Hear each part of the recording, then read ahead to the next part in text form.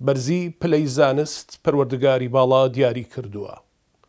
ئەفەرمێت شهد الله أنه لا إله إلا هو والملائكة وأولو العلم قائما بالقسط. رب العالمين دەستپێشی لە پەروەردگارەوە لە خۆیەوەتی دەفەرمێ شهد الله، رب العالمين شاهدی ئەدات لەسەر ئەوەی کە پەروەردگار بۆ خۆی تاکو بێ شەریکە و شایستەی پەرستشە. دوای پەروەردگار دەفەرمێت والملائكة، وملائكەکان و فریشتەکانی ئاسمان هەمان شاهدی ئەدەن. پلەی سێهەم دیاری ئەکا دوای مەلائکە و ئولو العلم، ئەوانەی خاوەنی زانستن لە پێغەمبەرانەوە دەست پێ ئەکا تا ئەوانەی شوێنکەوتووی پێغەمبەرانن سەلات و سەلامی خوایان لێبێ. واتە رب العالمین بۆ تەشریف، بۆ بەرزی هەڵگری زانست و فێرخوازی زانست دوای مەلائکە ئەفەرمێ و ئولو العلم، ئەی ئەوەی دەتەوێ نزیک بیتەوە لە پێگەی سێهەم و شوێن پێغەمبەران بکەویت سەلات و سەلامی خوایان لێبێ و پێغەمبەر محەممەد صلى الله عليه وعلى آله وسلم. بۆیە ئازیزان رب العالمين فەرمێ إنما يخشى الله من عباده العلماء. ئەوە کێیە زۆر وەک خۆی پەروەردگار دەناسێت؟ چێن ئەوانە؟ رب العالمين فەرمێت ئەوەی ترسی تەواوی هەیە، واتە بە تەواوەتی لە ناسین و لە خواناسیە ڕۆچووە و تێگەیشتووە لە خواپەرستی. رب العالمين فەرمێ العلماء، ئەوانەی کەوا هەڵگری زانستن لە پێغەمبەرانەوە دەست پێ ئەکات بۆ شوێن کەوتوەکانی، بۆ فێرخوازانی زانست. ئازیزان هەر خوێنکارێک، هەر زانست دۆستێک بیەوێ فێر بێ، ئەوە ڕێگەی بەهشتی گرتوۆتە بەر. چونکی پێغەمبەر فەرمێ صلى الله عليه وسلم من سلك طريقا يلتمس، هەر کەسێ ڕێگەیەک بگرێ بۆ ئەوەی فێر بێ زانست، ڕێی زانست بگرێت، سهل الله به طريقا إلى الجنة. ڕێگەی زانست شاڕێگەی چوون بۆ بەهشتا.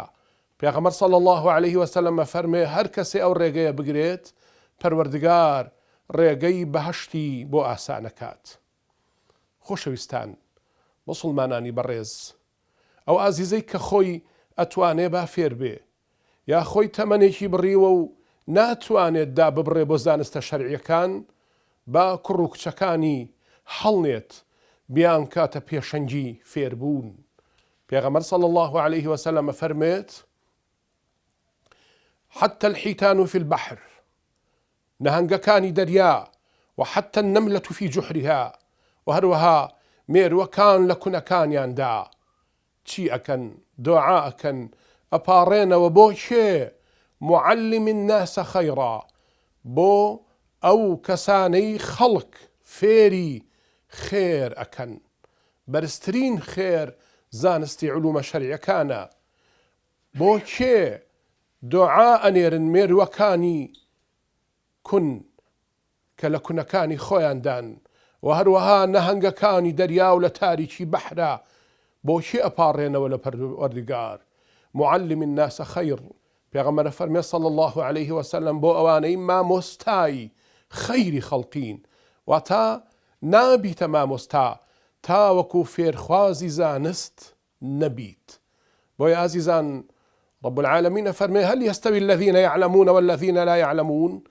ئایا یەکسانن ئەوانەی کەوا زانست خوازن و زانستیان لایە لەگەڵ ئەوانەی کەوا نەزانن و زانستان لا نییە؟ لە وەڵامدا بەڵێ یەکسان نین ئەی پەروەردگار. بۆیە خۆشەویستان دابڕان بۆ زانستە شەرعیەکان و فێربوون و شوێنکەوتنی ئەو زانستانە ڕووناکی سەرزەویە، ڕووناکی دڵەکانە، ڕێکبوونەوەی ناڕێکیەکانە، چارەسەری هەموو نەخۆشیەکانە. با فێر بین خۆمان، نەوەکانمان، نەوەیەکی زانست خواز بەردەوام لە زانست.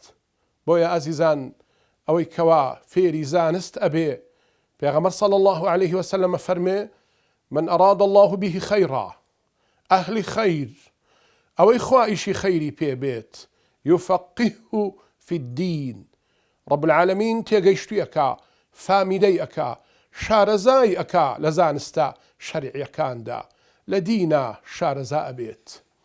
بۆیە ئازیزان پێغەمبەر فەرمێ صلی الله عليه وسلم ئەم زانستە يرفع الله به أقوام کۆمەڵێ خەڵک هەیە پلەیان بەرزە بێتەوە لە دنیا و لە قیامەتە بەهۆی چیەوە؟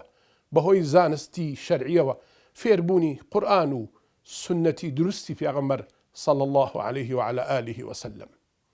بۆیە خۆشەویستان پێغەمبەر صلی الله عليه وسلم دوعا ئەکا، ئەپاڕێتەوە، ئەفەرمێت و دوعا و بەرەکەتی دوعاکەشی بەردەوامە تا ڕۆژی زیندوو بوونەوە.